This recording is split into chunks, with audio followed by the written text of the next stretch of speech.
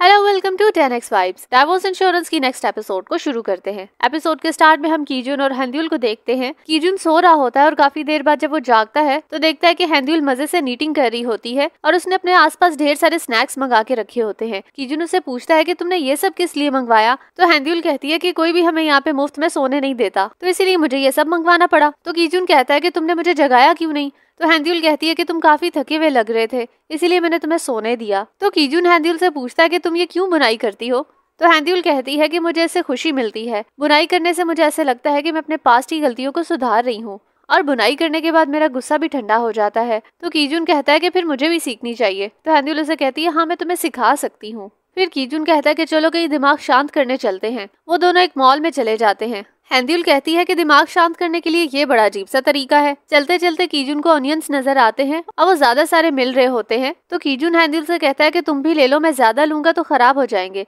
तो हेंद्यूल कहती है कि मेरे पास फ्रिज नहीं है, वरना मैं ले लेती। तो कीजुन काफी हैरान होता है और पूछता है कि तुम्हारे पास फ्रिज क्यों नहीं है। तो हेंद्यूल बताती है कि मेरे पास था, लेकिन मेरा एक्स हस्बैंड वो ले गया है। फिर मैंने नया लेने का सोचा, लेकिन फिर मुझे ख्याल आया कि एक साल में 2 फ्रिज तो नहीं ले सकती ना मैं। तो कीजुन कहता है कि हाँ, एक साल में 2 फ्रिज लेना तो ज्यादती होगी। फिर कीजुन उसे पूछता है कि तुम दोनों का डाइवोर्स क्यों हुआ। तो हेंद्यूल बताती है कि मेरी उससे शादी मेरी बहुत बड़ी बेवकूफी थी। फिर हेंद्यूल कीजुन से पूछती है कि तुम्हारा डाइवोर्स क्यों हुआ। तो कीजुन कहता है कि मेरी सोच बहुत छोटी थी। फिर वो अपने पास्ट को याद करने लगता है जब जॉन नारे और उसकी नई नई शादी हुई थी, लेकिन जॉन नारे चाहती थी कि वो शादी के बाद भी अकेले ही रहे, क्योंकि उसका मानना था कि कोई ऐसी जगह जरूर होनी चाहिए जिसे वो अपना कह सके। लेकिन कीजुन शायद ये बात समझ नहीं पाया था या उसको ये बात पसंद नहीं आई थी, तो वो बाद में अलग हो जाते हैं। फिर जॉन नारे को दिखाते हैं, वो अभी तक हंजुन के घर में ही होती है। अब वो फिर से उसी चेयर पर बैठने लगती है। तो हंजुन कहता है कि आप सोफे पर बैठ जाएं, इस कुर्सी पर मैं बैठ जाता हूँ, आप पहले भी इसी पर बैठी रही थी। फिर वो उसको कॉफी देता है। जॉन नारे पूछती है कि तुम्हारे घर में इतना कम सामान क्यों है।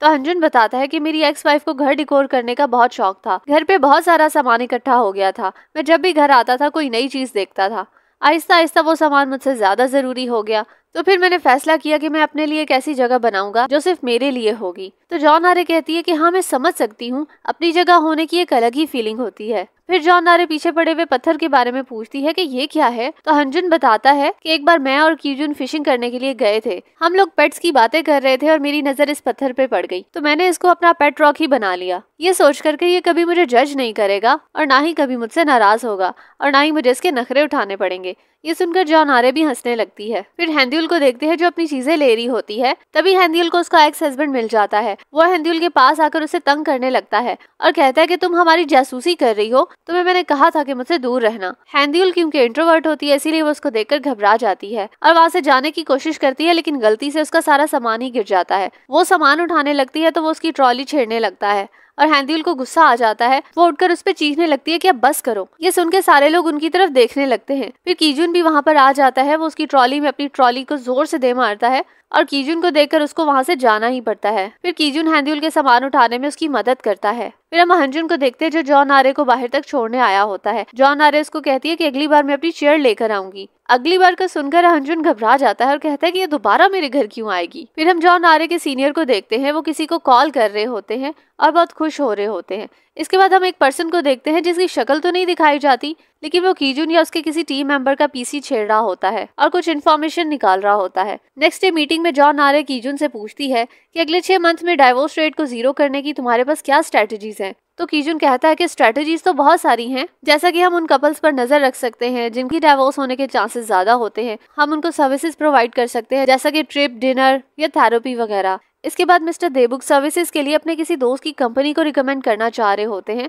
तो जॉन नारे कहती है कि अगर वो इन कंपनी से ज्यादा अच्छा काम करती है तो चलेगा। ये सुनकर मिस्टर देबुक खुश हो जाते हैं। फिर मीटिंग खत्म होती है और सारे अपने अपने कामों के लिए निकल जाते हैं। जॉन नारे हेंद्यूल से पूछती है कि उस दिन आप कीजुन के साथ थी जब मैंने आपको कॉल की थी। तो हेंद्यूल बताती है कि हाँ, मैं कीजुन के साथ ही थी। इसके बाद मिस्टर देबुक अपने दोस्त के पास पहुंच जाते हैं। उनका दोस्त मिस्टर देबुक को देखकर वहाँ से निकलने की करता है, लेकिन मिस्टर देबुक उसको रोक देते हैं और कहते हैं कि मैं यहाँ कोई इंश्योरेंस बेचने के लिए नहीं आया बल्कि मैं तुम्हारे लिए एक प्रोजेक्ट लेकर आया हूँ। फिर वो बिजनेस से रिलेटेड बातें करने लगते हैं और डील डन करके अपने पुराने वक्तों को याद करने लगते हैं कि पहले हम किस तरह पैसा कमाया करते थे और हमारी वाइफ्स हमारे घरों को संभाला करती थी, लेकिन अब उनको चैन ही नहीं आता, वो हर वक्त बाहर ही घूमती रहती हैं। दौर कितना बदल गया है। इसके बाद कीजुन और हैंड्यूल को दिखाते हैं, वो एक साइनोमिस्ट के पास आते हैं और उनको कपल्स की पिक्चर्स दिखाते हैं कि आप हमें बताएं इनमें से कौन से कपल जल्दी डाइवोर्स करने वाले हैं। तो वो फौरन ही पिक्चर्स को अलहदा कर देते हैं। तो कीजुन पूछता है कि चेहरा देख के क्या सच में लोगों के बारे में जाना जा सकता है? तो वो कहते हैं कि हाँ, इसी को साइनोमी कहते हैं। फिर कीजुन कहता है कि क्या मैं भी किसी का चेहरा देखकर उसको पहचान सकता हूँ? तो कहते हैं कि हाँ बिल्कुल, इंसान के चेहरे पे 5 की फीचर्स होते हैं। वो इसको एक डायग्राम के थ्रू एक्सप्लेन करना चाह रहे होते हैं,